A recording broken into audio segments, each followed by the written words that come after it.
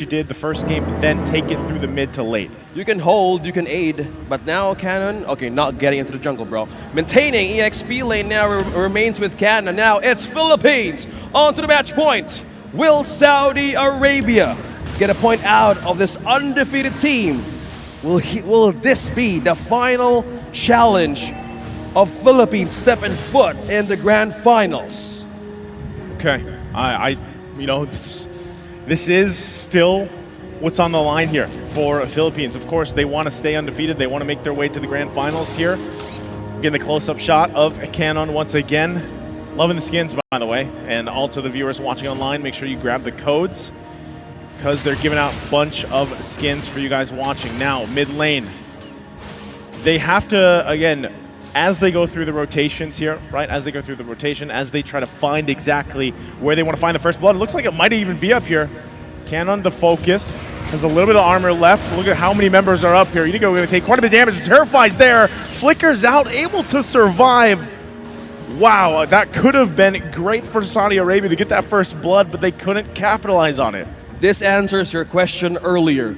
Is the knock-up enough? Is the damage enough with Edith alone and Coffin alone? Well, they are forced to rotate from that position and they lost the wave. As that moment, Arcangel secures a minion wave for himself, amplifying his XP ahead of a Valentina. So at that point, yes, early game you have a defense, you have an advantage for poke, but not with the damage. They do not want to overcommit those kinds of attacks against Philippines right now because they're maintaining the objectives. But having the vision and hold by controlling this mid lane gives them a greater setup for getting the first objective of the game. Poke not going to land that time. Troll going in with the onward, the 1-2, focusing on Saison here. Turtle now up. That's exactly what they wanted to do. Whittle him down a little bit, make him second guess if he actually wants to contest this. This is how Tarzan likes to control this part of the game as the jungler. He's going to pretty much easily get this, uses the retribution to secure the first turtle of the game. Objective-wise, Saudi Arabia has eyes on the first objective, having the magic shoes present for Coffin. Instead of opting for the enchanted talisman first, he wanted to go for a bit of a greater rotation, but instead, he wanted the cooldown being prioritized on his skill set. That is the spam, that is the dash, that is the way of stealing. Oh, so close! Yeah, going back to that thought, Coffin though, he's prioritizing on the cooldown. He wants to poke, he wants to spam. Meanwhile, up top, Cannon. This is bad. Here we go again. Cannon gonna flicker out. Is that enough to get the kill? I don't think it was. So, stays alive a little bit longer. Neither team getting the first blood just yet. Sanji, hungry for that first blood in this XP lane. Put some pressure here. Cannon should just be fine. He's gonna go ahead and regen that back up. Well, now with the Brody here having a good amount of an XP, level 5, same with Lark, but not being depending on the items, just scaling with damage, I think the Brody alone is enough of a marksman to pick off in, well, penetrate backline of Saudi Arabia, because knowing that there is a Shredder, possibly a threat imminent on the late game for Saudi Arabia, that's where the things that they wanted to build up for. Would they give the kills onto Lark or will they give it to Sanji? Okay, they're going to go once again. The onward goes. Saison could be in trouble. Feathered Airstrike going to fall too. Bloody Hunt right on the target. Tarzan zoning them out. They have to flicker out to stay alive for a little bit longer. Couple hits away. 2 fall for Philippines. Saudi Arabia on the board. They're still going for it. It's a trade though. The 1-for-2. Big hook into the turret. And that's going to be a kill. It's a double for Recutiano. There you go. A hook and a flicker. Right on point with the trade. They take down one Arcangel fall down, but that way they had a way to shut down Tarzan by just being engaging from that imminent skirmish. The Thrall though, having the first death. So, Recutiano, 2 early kills, 4.5 minutes in. That is not very good in the gold for gold lane matchup for Saudi Arabia. You gotta keep an eye on him. You can't let that get crazy, because we've seen what happens with Brodies when they get these leads. Now look at the dominance. Iron Hook and land with the Bloody Hunt. That's an easy kill. Troll will fall. Still going to be going with Last Insanity. Penalty zone right on top of Recutiano. He has to escape. Cannon able to get the kill he's looking for. 3 fall for Saudi Arabia. Now on the run. Only Unigo went down, sacrificing himself there. Even Stevens for the Turtles as well. The 1-for-1, but now the turret going to be worked on here in the mid lane. That is the dive advantage of an X-Borg. Cannon picked up the immortality right away. You know how he can easily be poked down with the hits of a Valentina. Maintaining that Firaga armor and having a chance of life again with the immortality is a great advantage and confidence for Team Philippines to even have a great setup. They have taken the turtle, and mostly the burst coming from the last Insanity is becoming a problem now for Saudi Arabia. How do they pick up something like that if the button of the ultimate has been activated, right? Yeah, and not only that too, but they're giving it a go once again, right under the turret, a little bit risky, but they go in for the kill anyway. Recutiano along with the team, it'll be the 1-for-1 trade. Unigo just going every time, like, he's like, I got the focusing mark, I'm gonna go in with the Bloody Hunt, find a lockdown, and give you guys a kill. That's kind of his assignment right now, and he's doing it, right? Recutiano, by the way, too, did just recently pick up the Malefic Roar on this Brody. So he's got 2 now. Damage department is great. Look at this, he's fully stacked. This is gonna be a kill, right? Oh my goodness, Sanji. Sustained. He lives. He lives. As I was talking about the Malefic Roar. It's not enough yet, okay. Well, he has warrior boots though, maintaining and they just deflect a bit of the damage. So Spellvamp is still used and being, again, eminent for this Terizla.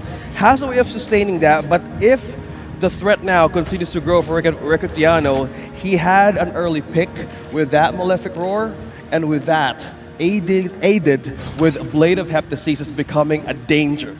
That's a walking winning condition for Philippines right now. That's right. Saudi Arabia might be pushed to answer with defensive items. You see Anticuras here. Will this be a big of a difference for damage or even? Oh my goodness, wow, Tarzan! Smooth, just rolls in literally. Retries that away from the hands of Philippines. That's a great step in the right direction, right? If that's what you can do to secure your second turtle, go for it. Wow. He was just rolling. He was just checking. Literally. He's just checking more of the vision. Who needs vision when you can do that? Having the precise damage with his own retribution. Looking at the items right here. Steel-like plates, you have Molten Essence for this box. Enough for him to sustain, and mostly he has more utilization of his own ultimate. Turtle's precise right now is so effective. Okay, they're going to be in trouble here. Once again, the flicker comes through. Troll not able to find the connection. Still gets to the toss-up. Look at the backside. Cannon with the last Insanity. Meanwhile, they're still going to be going. Cuffin with his own, forcing the Philippines back here. But Recutiano unleashing with the torn apart memory. Able to find Troll. They want more here. They're going to put pressure on this turret. It finally falls. Unigo trying to line up a hook. Will he be able to grab anybody? He does not find the connection. Well, speaking of connection, that is just true. Damage connection for Recutiano. Getting the warrior boots just now. Enough damage penetration, enough build. Oh, that's Garcia though. Okay, Canon gonna go in once again with the last Insanity. Force him back. There's a feathered airstrike to Sanji. In trouble. Couple hits away. Goes down once again by Recutiano. 5-0-3 now. Absolutely massive here on the Brody. All this leading to the transition. This is what I was talking about, ladies and gentlemen, that Saudi Arabia had to figure out. Early game was pretty good for both games now. Mid-game to the late game transition is where they have to match the macro play from the Philippines, and it's starting to slip out of their hands once again like it did in game 1. How do they handle this amount of damage from Philippines? Let's take a look on the defensive side of Saudi Arabia. Looking at Edith right now, he has the steel-like plates and also carry. But to look up more on damage deflection that has of Terizla, he only has the anti-cuirass. Just by being in front of Philippines right now could actually mean a pick-off for this team to actually take you down and have a team fight follow-up once you either not commit to that invade. Once again, look at the positioning. Both teams here setting up first Lord of the game. Either team that grabs this will actually be able to make quite a bit of play on the map in terms of space. You can see them taking their time with this. Unigo checking the bush there with the Iron Hook. Not going to be able to find a connection. Still working on this Lord here. If Tarzan did what he did before the last turtle, that's all he needs to do. His team's relying on him. They also wait for their own conceal play if they can find it. Saison going to drive him back a little bit, forcing this maneuver. Can he get it through? There's the conceal from Troll, looking for his own angle. 1/4 health on the Lord. They got to focus that down. Hook not going to land here. Penalty zone, finding the mark. Saison in trouble. Gets the Lord, though. Can they withstand the onslaught?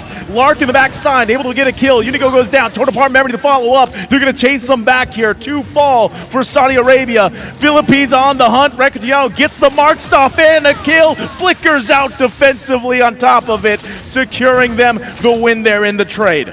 Unigo with the right target, taking down Tarzan, the taunt. Let's go back on this replay. This was the take. This was the call of the conceal coming from Saudi Arabia. Looking back on this moment, Unigo was in a concealed state, had a chance to bite down one, and that was Tarzan, the first one to fall down, and that was Stroll. There was no knockup, there was no on or even Primal Wrath to answer. Cuffin was forced to respond with the feathered airstrike that he took from Arcangel. Defensively, they were forced back to the base, and that was Philippines clearly winning that objective fight.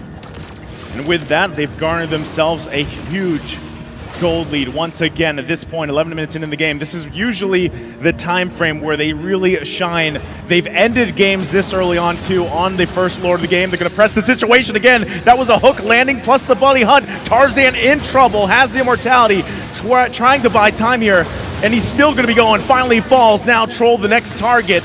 Can he stay alive a little bit longer? Gets pulled back to the team. Double kill for Recatiano, 9-0-3. What is the answer here from Saudi Arabia? They hold on, they lose that turret at the bottom lane. What is the answer? Defense could be the solution. Immortality is only one defensive tool here, but the base is too open for Philippines right now. And the ball! Another hook gonna land on Sanji, plus the turret.